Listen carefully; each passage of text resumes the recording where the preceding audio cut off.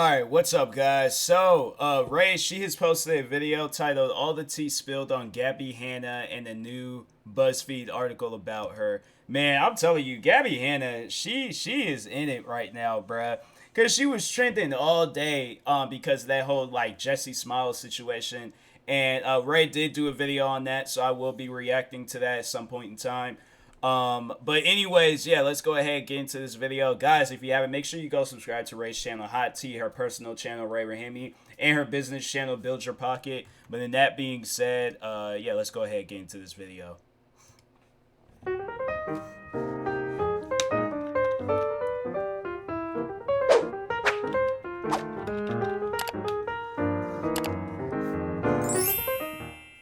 Hey guys, welcome back to my channel. In today's video, we're going to be talking about TMossBoss exposing people and Gabbie Hanna trying to fight her and Rice Gum in a boxing match. And Trisha also going off on Ryland.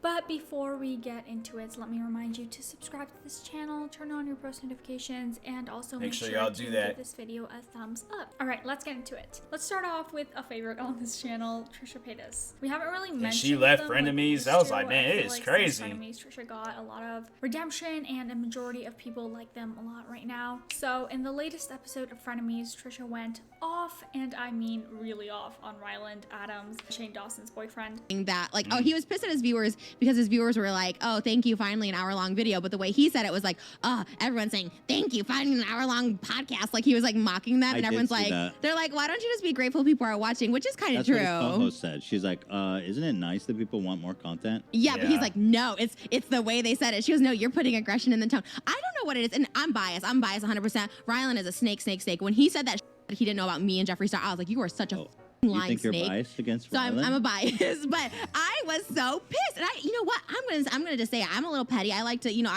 as I do with some podcasts, I like to hate watch or whatever because I'm like, oh my god. But watching that made my blood boil because the way he was like mocking that. If you guys saw my last video, we talked about Ryland and his reaction to I don't get that. Quote, aggressive comments. My thing is, it's like I try to make my episodes longer, but I just don't know what to say. It's like I've adapted to making like 15-minute to like 30-minute, long episodes.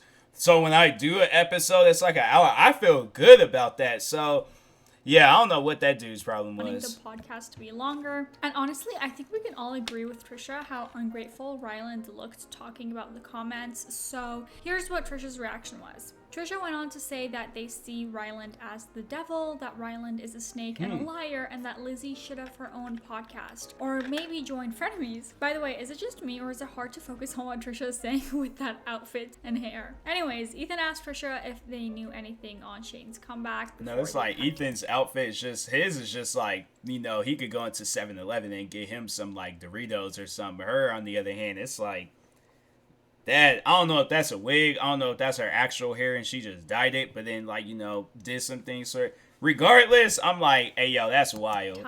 Is Shane coming back? What's the deal with that? You have insider info. Me? No, I don't. Because I feel like I can't look at them. Like it makes me literally. Like, wait, hold on. I remember once on this podcast when you were still friends with Shane, you were like, he's about to make a comeback, and then you stopped yourself. I think he was. Yeah, I think he. I mean, he might. I don't know. I can't. Yeah. I mean, I don't know. He was supposed to a month, you know, a while ago. I don't know. If you remember, a few weeks before their big drama, Trisha mentioned something about Shane planning to come back to YouTube, and then they stopped themselves, realizing they might spill Shane's plans. And Trisha answered Ethan that Shane had something in the works, but since everything that happened in the beginning of the year, they don't have any inside information.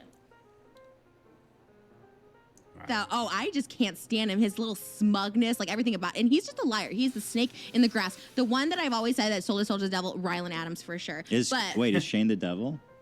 I would say no. They both sold their soul to the devil. You're only known for being engaged to Shane, and you're gonna complain that people leave comments saying thank you for a longer video, like they're thanking you, and you took it as a mocking tone. All right, I would livid. So comments, bro. There's no tone in comments. Hey, dude, you should see what we say about you. If that makes you angry, don't watch this. Oh my god. What?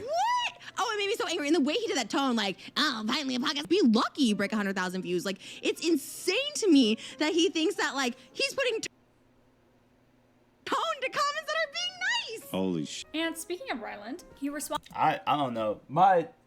I didn't even pause. Sometimes these Bose headphones, they act weird sometimes. So I don't know Maybe my iPhone finally just gave out on me. I don't know. It just like it paused the video just to tell me like iPhone. I don't care for that iPhone. I'm watching an important video right now. So. Responding to the backlash he got last week on his reaction to aggressive comments, here is the clip from the newest episode of The Sip. Every time I address comments, I come across as a baby.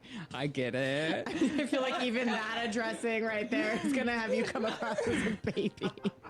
We're gonna make him call him baby. Well, no, but I have been seeing a lot of people being like, Ryland's different on the podcast. And I would like to say people are multifaceted, you know? Yeah. And the podcast is definitely more performative than any of my other outlets because we're trying to entertain people through conversation. And we're blacked out. And you're seeing two people's relationship that is one of like best friend type that like to get riled up about nothing. You know what I mean? He mentioned that people called him a baby when it comes to criticism, which is true. Ryland, please don't deny it. Remember when he turned off the comments on the episodes because he didn't want to handle the Trisha situation? Not sensitive towards criticism at all. Ryland went on to say that there is a difference when he's on camera and his in real life personality due to trying to be entertaining. He mentioned that in regards to his on and off camera relationship with Lizzie, since they're longtime best friends, but people have been talking about him being rude towards her on the last few episodes.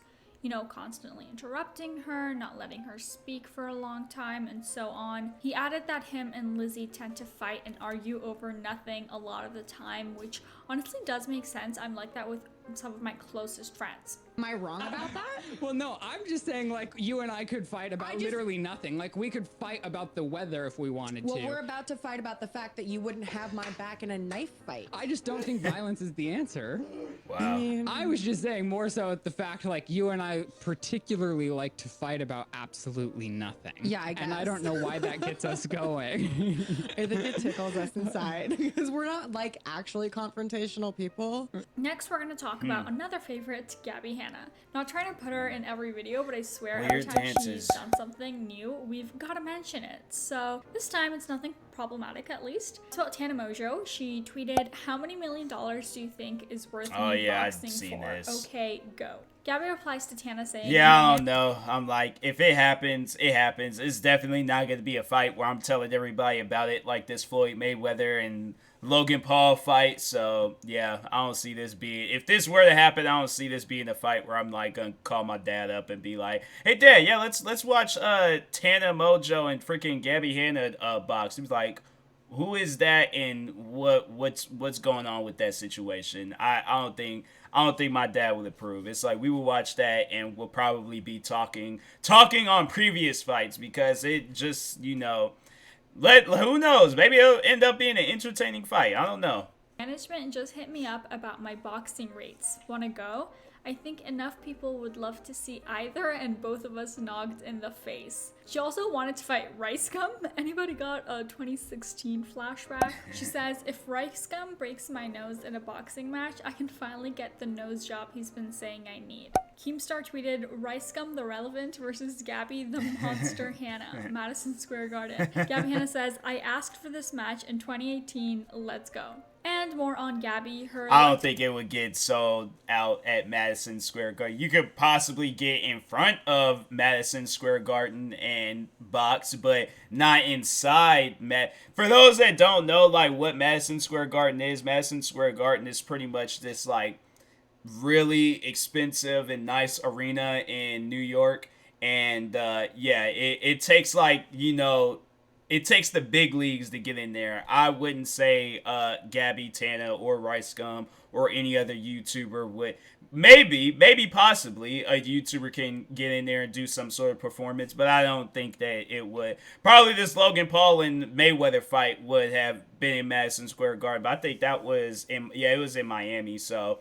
Ain't no way that Gabbie and Tana, y'all gonna pull that off. But you know, one can hope one day. The dislike ratio on her cover of You Oughta Know has more dislikes than likes. In my last video, we talked about people being disappointed in Gabbie since it seems like she did everything in the past month or so only to promote herself. Not that we didn't see it coming, but still, people are really upset, especially people who also have ADHD, since Gabbie has been talking about her ADHD, and majority of the responses have been negative towards her mental health issues as an excuse for bad behavior. Yeah, she brought it on and now herself. can clearly see how people feel about her. There are 11,000 likes and Dang. 19,000 dislikes on she's the video. down bad on You that guys, video. Almost 2 times the amount of dislikes. And lastly, on Gabbie, she commented on Bo Burnham shading her. She tweeted, "Finally got a chance to watch Bo Burnham's new self-produced, shot, edited special last night. It was a beautiful juxtaposition of growth and stagnancy. He showed us a vulnerability and rawness he's only hinted at before. I'm grateful to consume art in a world riddled with content." Also, while I am 100,000% sure I wasn't anywhere close to Bo Burnham's mind while he was alone in a room for over a year creating a special entirely on his own,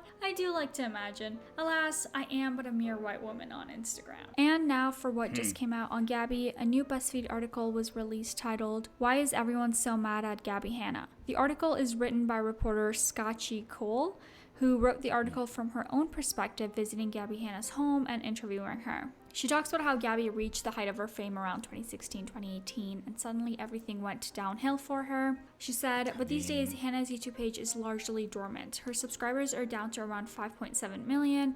In the last month alone, she's lost 30,000 subscribers. In the last 5 months, she's posted only one video, a cover of Alanis Morissette's You Oughta Know." She associates Gabbie's recent downfall to her recent controversies. She mentioned her 2017 story time about her classmate who died of a drug overdose, her 2018 scandal when she promoted those terrible makeup brushes, her 2019 beef with Trisha Paytas, and most seriously, her association with Curtis Lepore, Jesse Smiles' alleged rapist. Gabbie said, "Who didn't I apologize to?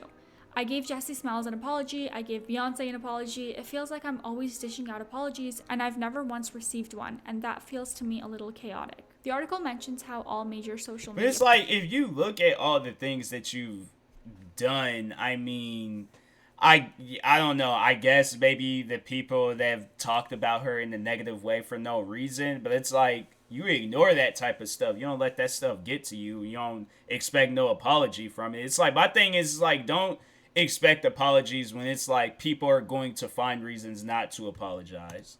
Personalities have been involved. It's like, they're gonna go through all these like excuses and reasons why they're not gonna apologize to you. Don't worry about it. Scandals such as James Charles, Tana Mojo, Logan Paul, Tati, I could just keep going on forever, but they've always been able to bounce back eventually, but this has not been the case for Gabbie. So why should Gabbie Hanna be treated any differently, the article says. Gabbie says, "I started on YouTube being a dramatic, loudmouth, confrontational storyteller, and that was the version of me everybody loved. At some point, I started hiding in myself and being silenced because I was so afraid of what people would say. I didn't have anyone backing me. I just wanted to be my fucking self." Gabbie does take some accountability, but of course, she has to bring up the ADHD. The article says, Hanna admits that she hasn't been on her best behavior in the past. She says, "Of course I was a fucking asshole. I have a fucking neurological disorder that was unchecked, and I wasn't taking care of my mental health." She says she's recently gotten a diagnosis for ADHD and CPTSD, or complex post-traumatic stress disorder. She says, "People throw it around a lot and say, 'Oh, I'm ADHD,' when you're getting a little bit restless or fidgety, but it's a lot more than that." She said, adding that the disorder causes her to be impulsive and affects her short-term memory. Despite considering herself neurodivergent, she was called out for being an ableist in a March tweet dismissing tone indicators. Gabbie went on to say, "Part of being neurodivergent is being impulsive and not fully thinking through decisions. I think people have a hard time differentiating between making an excuse and trying to explain yourself." And even in regards to her terrible response to the makeup brush backlash she received a couple years back, she takes some accountability but ultimately blames it on others. "That was a really bad response," she said about her response to the makeup brush fiasco. "Part of the problem was not having a good team at the time and not having a ton of life experience. I went from being a drunk college kid to having a lot of followers and a lot of responsibility, and I was so defensive because I was already getting made fun of because I was a meme. When you get a lot of hate, it's hard to sift out what's hate and what's valid. I needed to learn a lot." Then they move on to talk about the Curtis Lepore situation. Hanna denied that she was ever... I was all like, yeah, this is why her and Jesse Smiles is getting into it, because, Curtis Lepore, he, he did some ungodly things to Jesse Smiles. And, overall, it was, I guess, like, Gabbie was, like, pretty much like Gabbie, I guess, still continued being his friend even after, like, knowing of the situation and stuff, so... It's really crazy, but anyways. Lepore's friend. She said that she had always believed what Smiles had said about her ex-boyfriend. She said, "You have to really try to not give a f*** about what people say if it's not true. Every time I put out a project, it's instantly completely shut down by people starting a new rumor that day. Am I going to live like that forever, or am I going to do whatever the I want because you're going to hate me anyway? The author said, I don't know the truth about Hanna and Lepore, but I do know she has consistently handled criticism poorly. Unlike other YouTubers who behave much more poorly, Hanna actually replies to her detractors' comments, and when she does, it's so easy to assume she's hungry for the engagement. After all, she ultimately benefits from it. But what's frustrating is that she's trying to have it both ways, to relish in being the most hated person online, like Logan or Jake, while also being sensitive about it, like David Dobrik, who has not returned online since his apology video in March. In regards to Gabbie's handling of the criticism she received about her poetry, specifically from Rachel Oates, she wrote, when I asked Gabbie about how she chose to handle the Dandelion review, she says she's fine with criticism, she just wants it to be constructive. Gabbie says, but if you're going to continue to harass me and publish a book mocking me, whatever, me too, I can play the game. I'm not going after a poetry critic. There are people who have given my books negative reviews on Goodreads, but she's not a critic. She's calling me some bitch on the internet and having her dog write a poem. The reporter says I wasn't able to find a source for Oates calling her a bitch, but Hanna did call her one in an Instagram story in April, which I also asked her about. Gabbie says she is a bitch, she said before laughing and turning to her publicist. Should I not have said that? Oates declined a request for an interview, but she provided a brief statement that said in part, Gabbie's behavior towards me and others is shocking and upsetting, but my work speaks for itself, and anyone who watches my videos or even reads my book, which parodies her writing style in places, will see her claims are unsubstantiated. I have never harassed her, I have never called her names, I have never mocked the subject matter of her books, I have only critiqued the writing style and apparent laziness of her work. Then Gabbie says, I might as well do whatever the fuck I want because guess what? The views are up. You're going to listen to the fucking album because it's about the shit that you guys want to hear about. You're going to watch my series. I don't know about that one. I ain't planning on listening. I'm like, the only way I would listen to it or watch her series or read her book is if Ray talk, because I know Ray would talk, and if she doesn't, I'm like, I guess I'm never going to listen to her album, watch her series, read her book, or see anything else that Gabbie Hanna is doing. Like, I'm not a big fan. Well, I guess, like, yeah, there's like, if you're a Gabbie Hanna fan, then there you go. But if not, I'm like, yeah, I don't see myself looking at any of that stuff. You're gonna read my book. You're going to fucking obsess over every movie that I do. You're going to fucking pay me for my Patreon to see my private content. I finally feel like I'm in control. It's a lot easier to cope with people hating you when you're fanning in the flames. Then she talks about all the money she's lost as a result of her beef with others, which is a direct contradiction to what she has been saying all along. She says, imagine you had a friend 6 years ago who to this day is contacting your employers, contacting everyone you know, and trying to ruin your reputation. Specifically, I think referring in part to Trisha Paytas. I lost sponsors, I lost a record deal, I lost my friends. Hanna estimates that between 2019 and 2020, she lost between $5 million and $10 million in revenue between AdSense bucks, sponsorship deals, and a record label contract with a company she declined to name. Does she actually make anywhere near that amount in a year for her to even be losing that amount? I don't know, man. Then she talks about how she's probably never ever going to return to YouTube full time. She wants to focus on music. At some point, she says now she's focusing on offline pursuits. She wants to move to Hawaii and start a company that sells candles and cards. For now, her priority is making music. She's finishing her second album. She also says, I don't think I'm going to be an artist forever. I'm tired. She talks about how it's really scary to have the uncertainty of income when it comes to being an artist. She says, I have this fear that, okay, if I spend this much money here, or if I make the wrong move, I'll lose everything and I'll have to sell my house and maybe I'll be homeless again. All these irrational fears, but even if music didn't work out the way YouTube didn't work out the way I was hoping to, it'll be fine. I'll figure it out. I'll always be okay. That's my newfound freedom. Like me or don't. So that's pretty much it for the article. Let me know what you think about it in the comments. Moving on, Tana Mongeau, she's been going after a lot of people lately. She posted this TikTok with Gage, the boy that James Charles took to Coachella and then called him a clout chaser. And that TikTok was clearly shading James. Tana even liked a few comments on it that were mentioning him. As you know, he is in quite the scandal right now. He's been off of social media. Well, partly. It's like, man, it's like these are like the faces of YouTube. Like these guys like had like YouTube literally in their hands, and Yeah, it's like you guys now, it's just, man, it's messed his up. birthday, a selfie on Instagram. But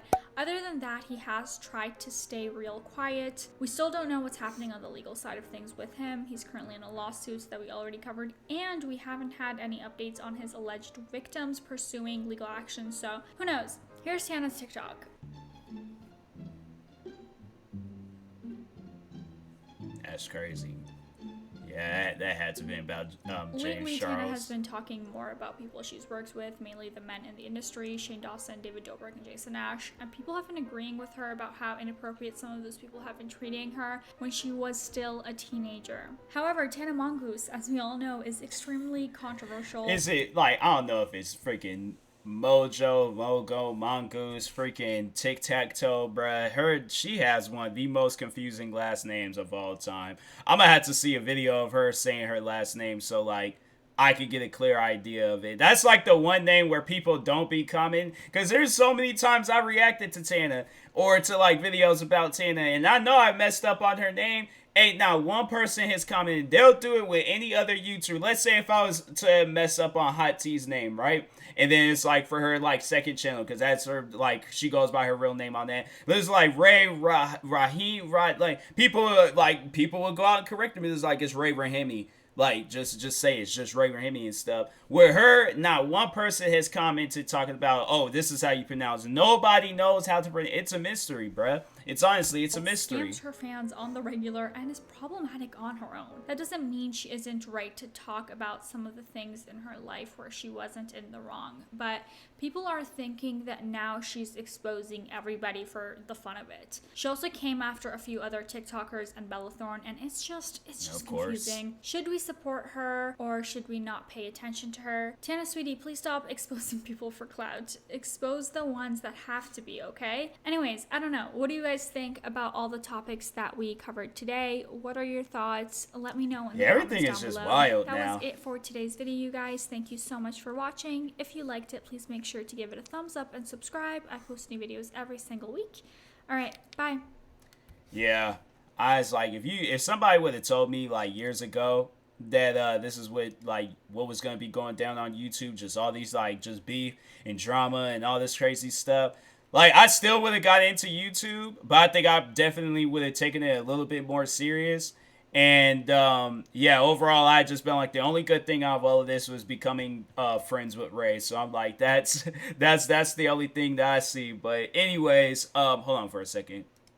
I don't know why I was like, I thought I had seen something. I was just like, bruh, tell me I did not have something on my... Now I have to, like, go back and watch the video, because I'm like, bruh, I don't remember seeing anything. Like, it looked like... I guess it was just the lighting or something. I was just like, bruh, wait a second. And I'm also kind of tired and stuff, so...